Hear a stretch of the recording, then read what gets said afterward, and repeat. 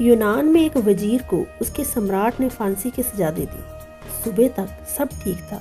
दोपहर वजीर के घर सिपाही आए और उन्होंने घर को चारों तरफ से घेर लिया और वजीर को भीतर जाकर खबर दी कि आप कैद कर लिए गए हैं और सम्राट की आज्ञा है कि आज संध्या आपको फांसी दे दी जाएगी 6 बजे। वजीर के घर उसके मित्र आए हुए थे। एक बड़े भोज का आयोजन था।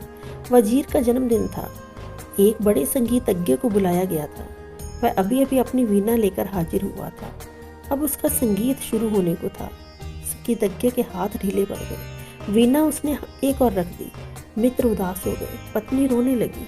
लेकिन उस वजीर ने कहा, 6 बजने में अभी बहुत देर है, तब तक गीत पूरा हो जाएगा, तब तक भोज भी पूरा हो जाएगा।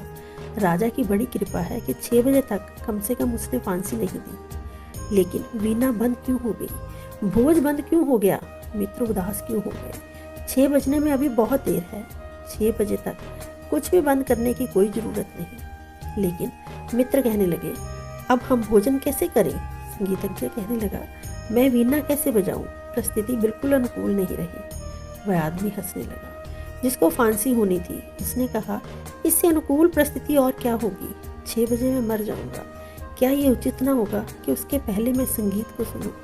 क्या ये उचित ना होगा कि उससे पहले मैं अपने मित्रों से हंस लूं, बोल लूं, मिल लूं? क्या ये उचित ना होगा कि मेरा घर एक उत्सव का स्थान बन जाए? क्योंकि सांझ 6 बजे मुझे हमेशा को विदा हो जाना है। घर के लोग कहने लगे, परिस्थिति अनुकूल न रही कि अब हम कोई वीणा बजाई जाए।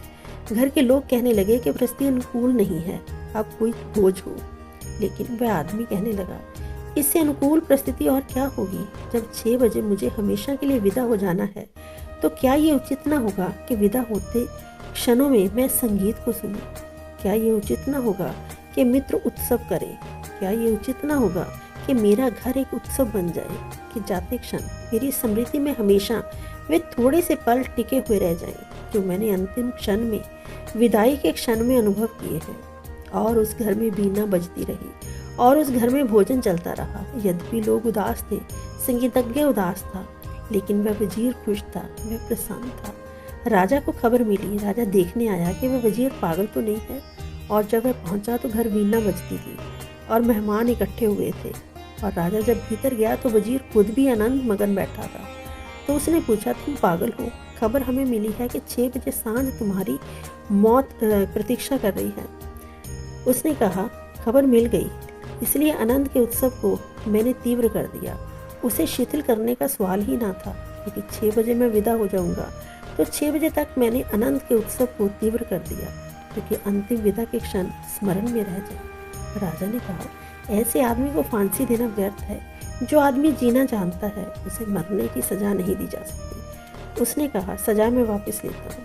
ऐसे प्यारे आदमी को अपने हाथों से मारूं, ये ठीक नहीं है।